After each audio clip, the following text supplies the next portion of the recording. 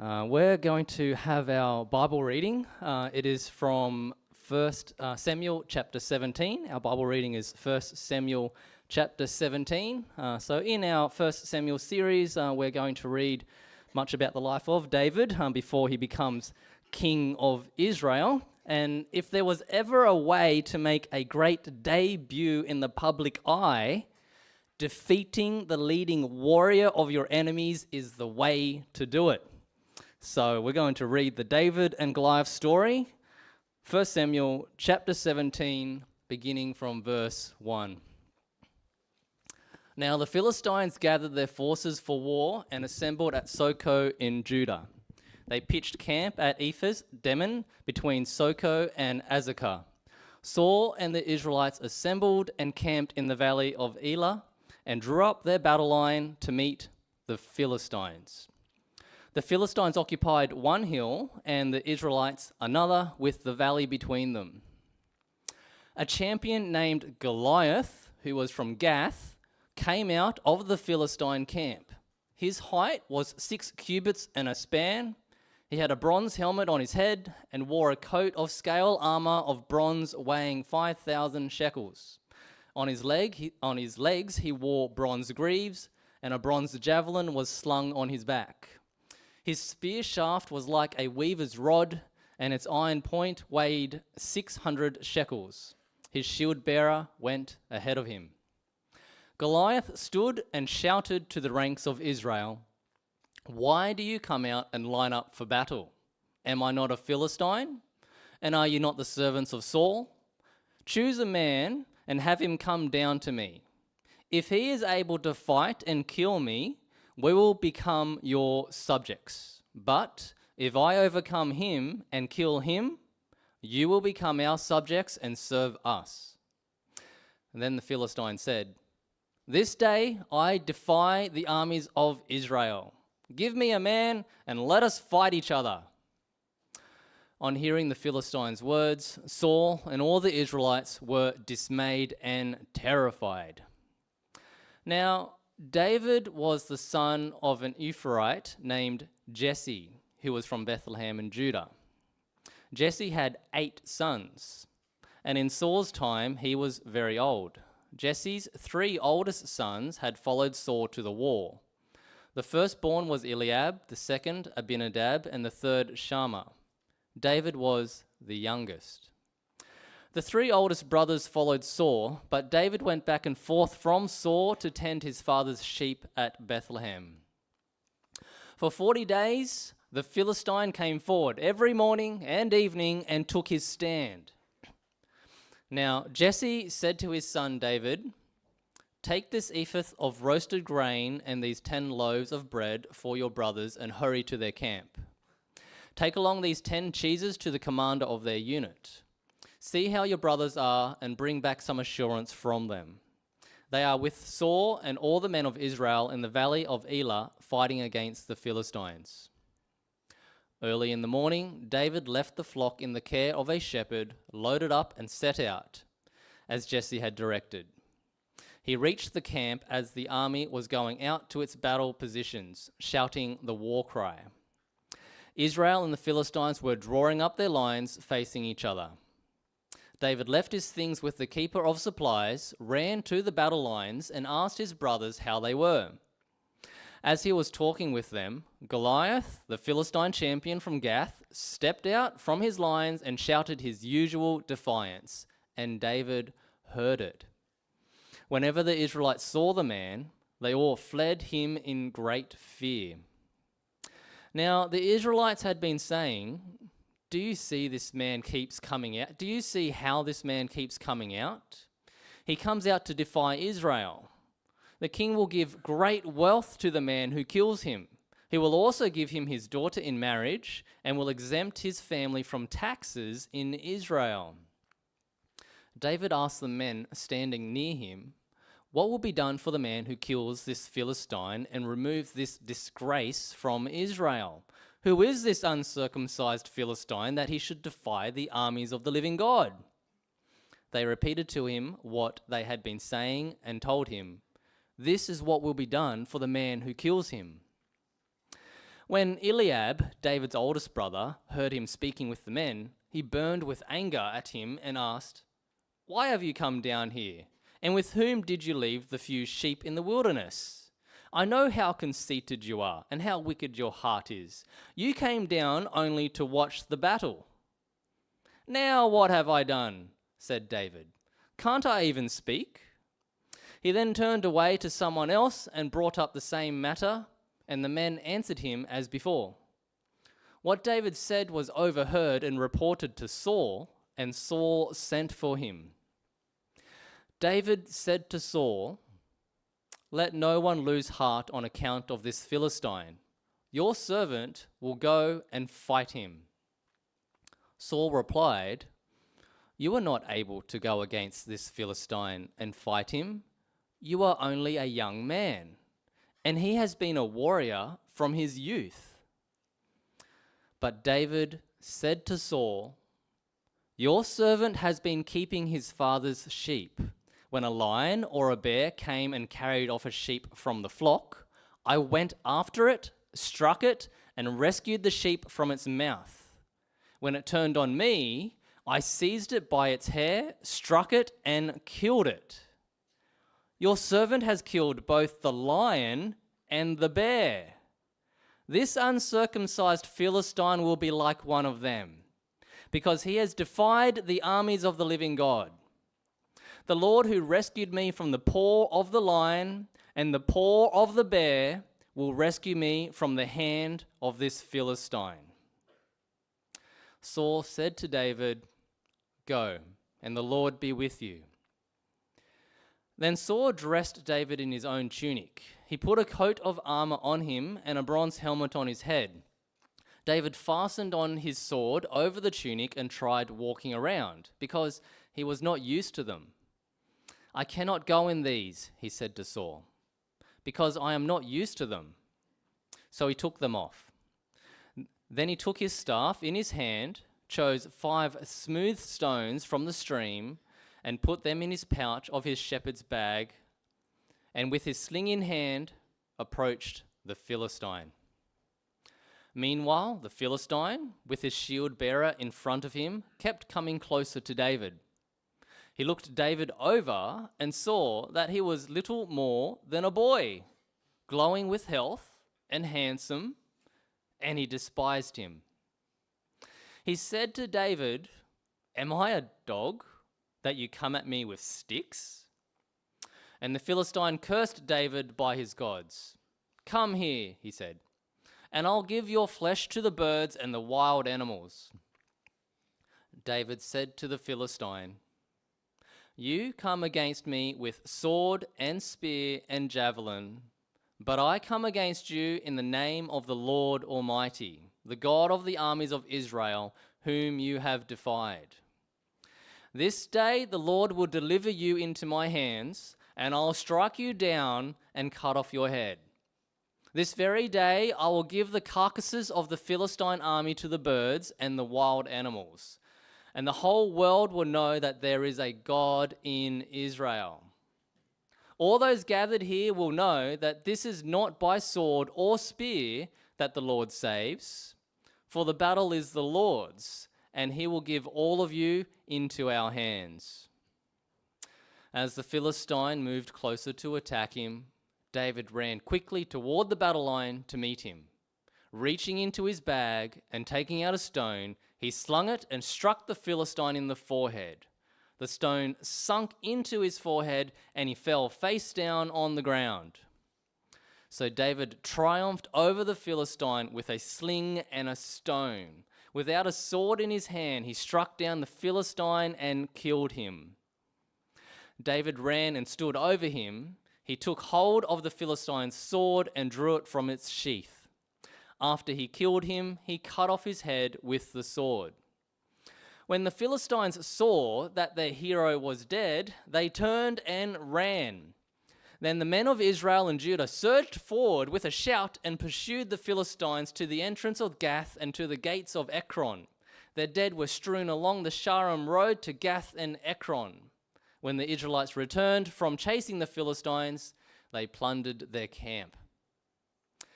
David took the Philistine's head and brought it to Jerusalem.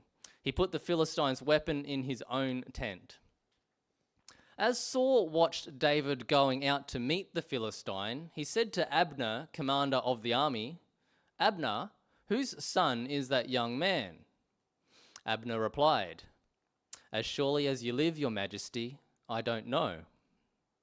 The king said, "Find out whose son this young man is."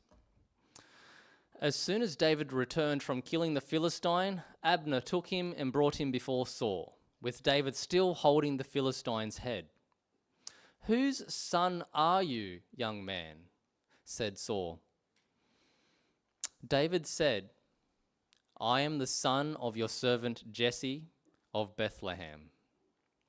This is the word of the Lord, and I'll invite Phil.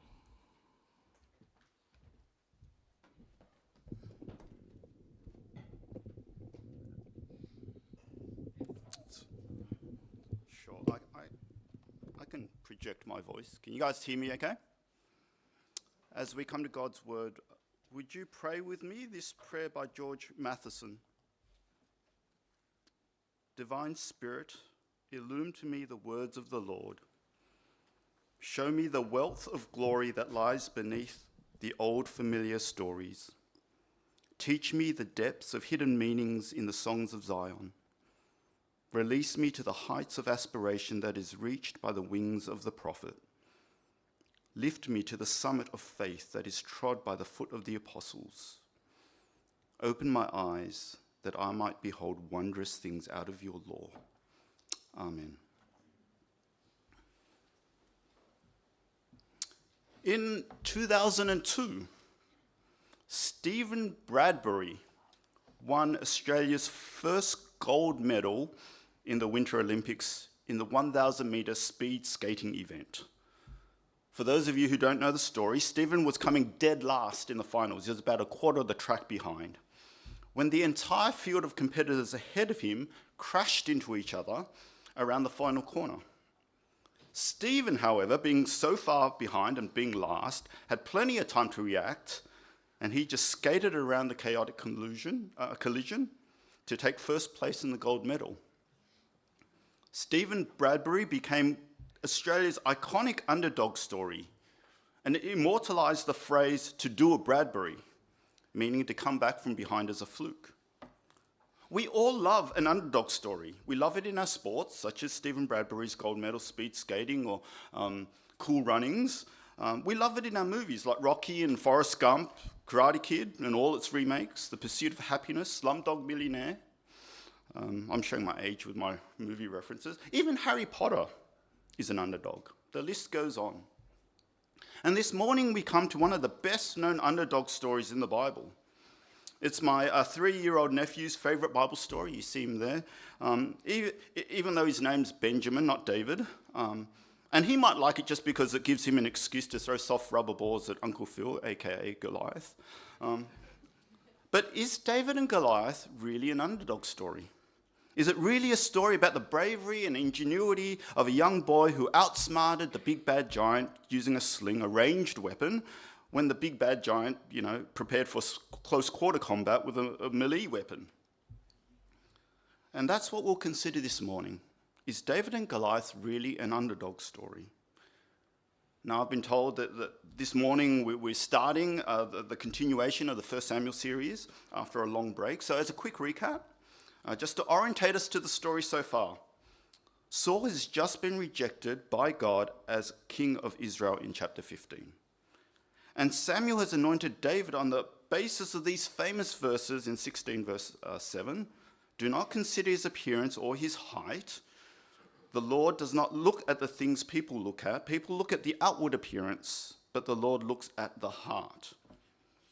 And then there is an account of the evil spirit tormenting Saul, almost confirmation of God's rejection of Saul and his anointing of David. And as we return to our series in 1 Samuel with the account of David and Goliath, we need to realize that these accounts aren't in strict chronological order. It isn't in a strict timeline. In chapter 16, verse 18, David is already described as a brave man and a warrior. But here in chapter 17, we see David introduced as a novice, as an errand boy. The author has not arranged this section chronologically, based on a timeline, but thematically. The account of David and Goliath in 1 Samuel 17 is placed after chapter 16 as to emphasize a theme or a few themes to make a theological point. And in case you fall asleep and miss during my message and miss the details, the theme that the author is making in chapter 17 is a continuation of chapter 15 and 16. It's to support this idea. Do not consider his age or his appearance or his height.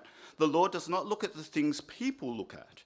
People look at the outward appearance, but the Lord looks at the heart. This account shows how David's heart, anointed by God, is different from Saul's heart, rejected by God. This account contrasts David's approach and Saul's approach, and it shows the similarity of Saul's approach with a Philistine approach, based on outward appearance and height. So if you fall asleep during my message this morning, you can go back and reread 1 Samuel 17 through the lens of contrasting David and Saul and Goliath and seeing the similarities between Saul and Goliath, and you'll probably land at the very same place that I do. And then you can enjoy your nap.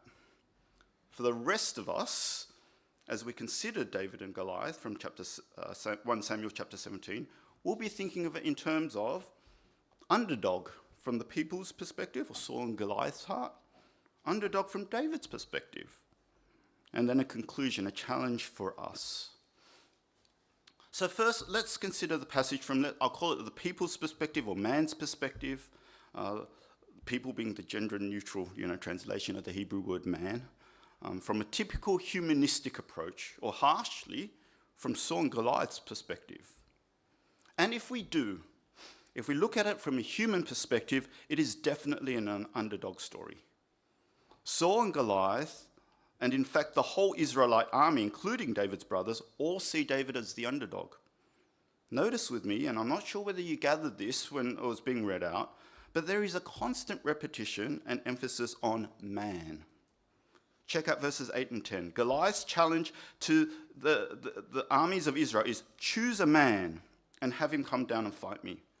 For the sake of time, I won't read this, but the repetition and the emphasis of man is more evident in verses 24 to 28. The repetition is even more obvious in Hebrew because some English translation translate men of Israel into Israelites.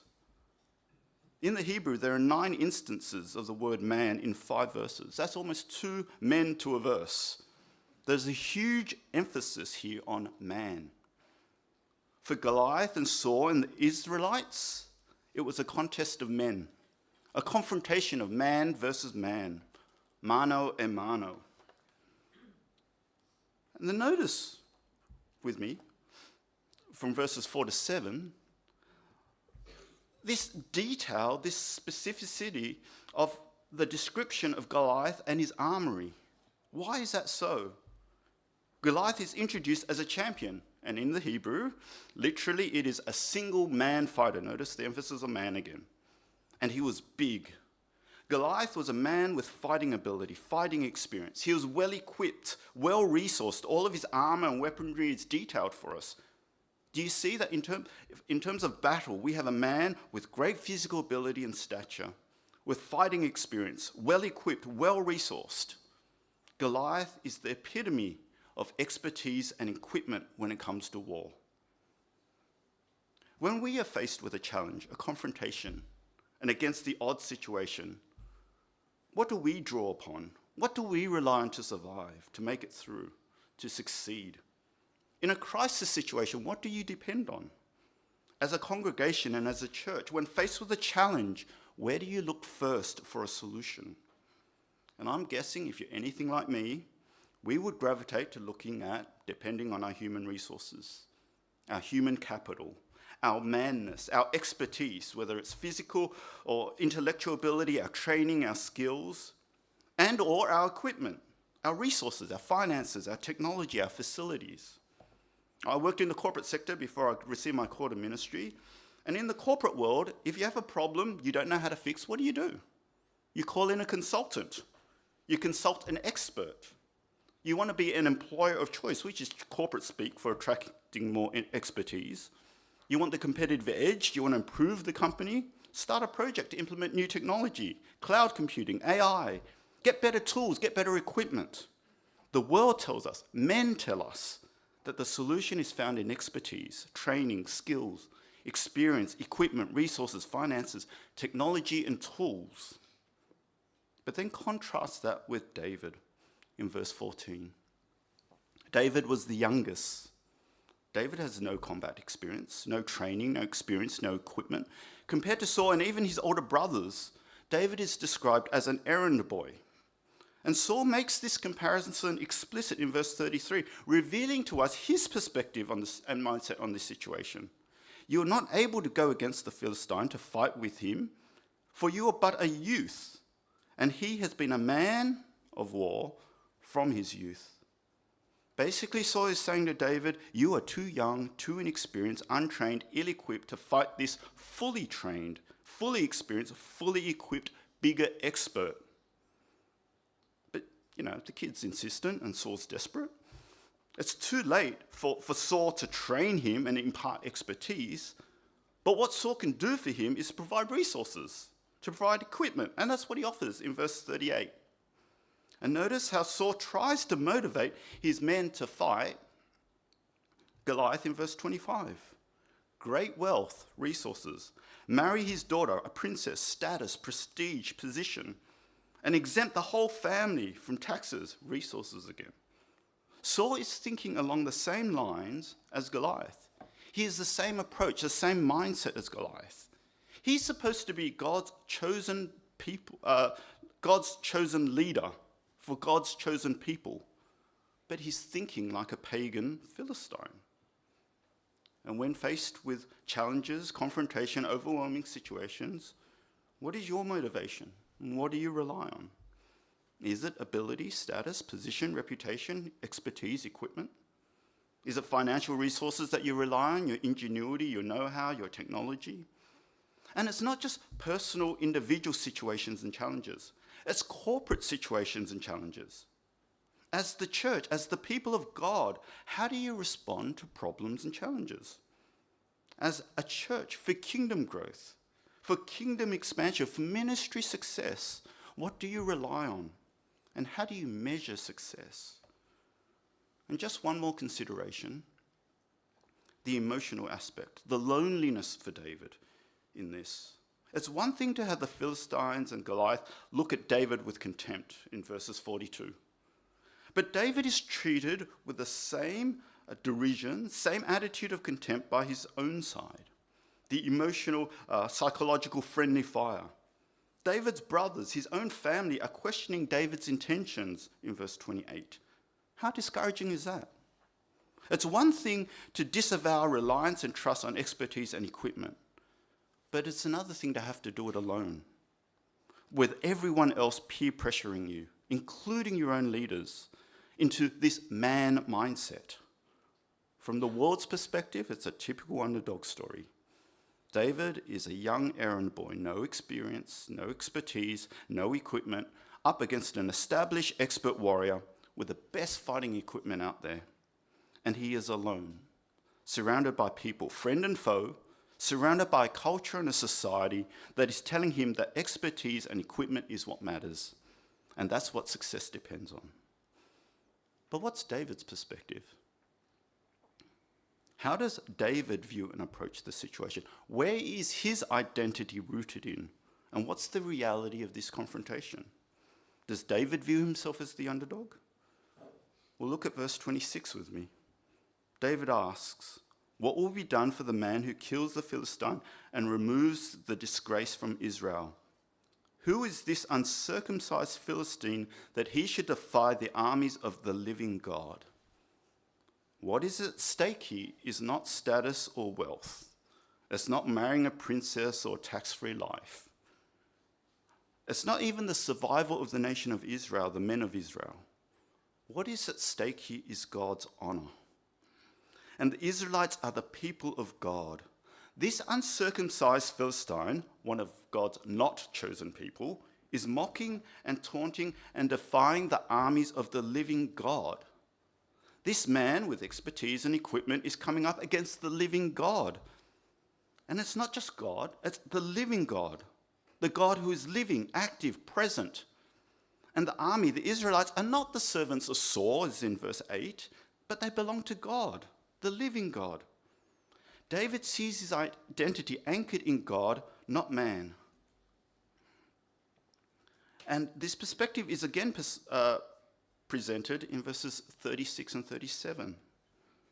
The uncircumcised Philistine is a creature, just like any other animal on the planet. The contest isn't mano a mano. The contest is creature versus creator. Or from Goliath's own mouth, which ironically comes in verse 43, he said to David, "Am I a dog that you come at me with sticks?" Actually, yeah, you're a creature, like a dog. And the Philistine cursed David by his gods. At best, it's a contest between Philistine gods, little g gods, with the one true living and powerful God. And David then sums up the situation, the reality of the situation in verse 45. David said to the Philistines, you come against me with sword and spear and javelin. You come as an expert with lots of equipment. But I come against you in the name of the Lord Almighty, the God of the armies of Israel, whom you have defied. You might have the equipment and expertise on your side, but I'm coming as God's representative. I'm on God's side. And notice at the end of verse 46, the true motivation, the true purpose, the true reason. And the whole world will know that there is a God in Israel. All those gathered here will know that it is not by sword or spear that the Lord saves. The battle is the Lord's, and he will give you all into our hands. It is God's glory and honor that is at stake. It's not David's glory. It's not Saul's glory. It's not the Israelites' glory. It's God's glory. David is not worried about status and marrying Saul's daughter or a tax-free life. David is concerned with God's honor, his reputation, his glory.